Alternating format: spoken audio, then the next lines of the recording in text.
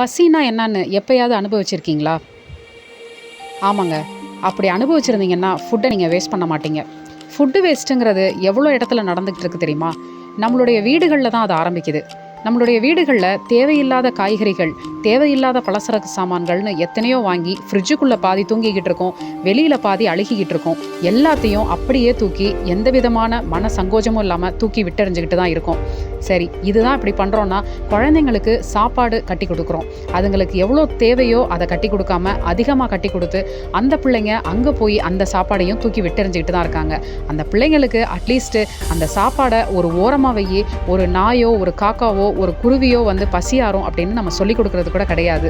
ஒரு பருக்க சோறில் 100 எறும்பு அதை தூக்கிட்டு போய் சாப்பாடு சாப்பிடுது. ஆனால் நமக்கு அதை சொல்லிக் கொடுக்க கூட தோண மாட்டேங்குது. சரி, இப்படி தான் பிள்ளைங்க வேஸ்ட் பண்ணுதுன்னா, அந்த பிள்ளைங்களை என்கரேஜ் பண்ணுற பேரண்ட்ஸ்ன்னு இருக்காங்க. ஹோட்டலுக்கு போகிறோம், ஒரு சாப்பாடை வாங்குகிறோம், தான் பிள்ளை ஒரு இட்லியோட போதும் இல்லாமல் பார்க்குறதெல்லாம் ஆசைப்படுதுன்னு எல்லாத்தையும் வாங்கி எல்லாத்துலேயும் பாதி பாதி சாப்பிட்டுட்டு அப்படியே பிளேட்டை வச்சுட்டு வந்துடுறோம். யோசிச்சு பாருங்கள், எத்தனை பேர் சாப்பாட்டுக்கு, ஒரு நேர சாப்பாட்டுக்கு உங்கள் வயசு பிள்ளைகளை எத்தனை பேர் கஷ்டப்பட்டுட்டு இருக்கிறாங்க தெரியுமா ஊர் உலகத்தில்? தயவு செய்து பெற்றோர்களே, நீங்கள் இந்த மாதிரியான என்கரேஜ்மெண்ட்டை பிள்ளைகளுக்கு பண்ணவே பண்ணாதீங்க.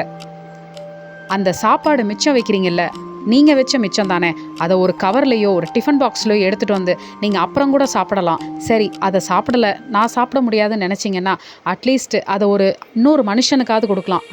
என்னோட எச்சியை இன்னொரு மனுஷனுக்கு நான் கொடுக்க விரும்பலன்னு நினச்சிங்கன்னா அந்த டிஃபன் பாக்ஸில் அப்படியே போட்டு ஒரு ரோட்டில் ஒரு நாய்க்கு போடுங்க. தயவு செய்து அது நல்லபடியாக சாப்பிட்டுட்டு உங்களை மனதார வாழ்த்திட்டு போகும். ஒரு ஜீவனை பசியாற்றுற ஒரு பெருமையாவது உங்களுக்கு கிடைக்கும். தயவுசெய்து ஃபுட்டை வேஸ்ட் பண்ணாதீங்க. இதெல்லாம் இப்படி இருக்க, அடுத்தது கல்யாணத்துக்கு போகிறோம், பஃபே சிஸ்டமே வச்சுருந்தாலும் தேவையே இல்லாமல் எல்லா பொருளையும் நம்ம சாப்பிடுவோம்னு நினச்சி வாங்கி வச்சுட்டு மறுபடியும் அது எல்லாத்தையுமே அப்படியே வேஸ்ட் ஆக்கிட்டு வர்றது. நிறைய பேருக்கு தனக்கு வேண்டாம் அப்படின்னு சொல்ல தெரியல. சரி, பஃபே சிஸ்டத்தை விடுங்க, அவங்களே வந்து சர்வ் பண்ணுறாங்கன்னா சர்வ் பண்ணும் போதே நான் இதை சாப்பிட மாட்டேன்ப்பா, எடுத்துகிட்டு போயிடுன்னு சொல்லிடலாம். வைக்கிறதுக்கு முன்னாடியே அது என்னான்னு கேட்டுட்டு நம்ம யோசிக்கலாம். ஆனால் அதெல்லாம் நம்ம செய்கிறதே இல்லை. ஒரு சபை நாகரிகம் அப்படிங்கிறத நம்மளாக வரவழைச்சிக்கிட்டு அந்த இடத்துல நம்ம என்ன பண்ணுறோன்னா எல்லா பொருளையும் வாங்கி அப்படியே வச்சுட்டு வந்துடுறோம். சரி, இதெல்லாம் இப்படி இருக்குன்னா இப்போ ஒரு புதுசாக ஒரு நாகரிகம் பரவிக்கிட்டு இருக்கு. அதாவது ஒரு காஃபியோ ஒரு ஜூஸோ ஒரு டீயோ குடிக்கிறீங்கன்னா அதில் 1/4 கப்பை வச்சுட்டு வர்றது. இதுதான் நாகரிகமாங்க? இது யாருக்காக பண்ணுறீங்கிறது எனக்கு தெரியல.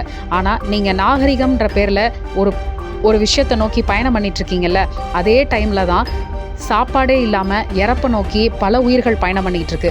தயவு செய்து நாகரிகம்ங்கிற பேரில் ஃபுட்டை வேஸ்ட் பண்ணாதீங்க.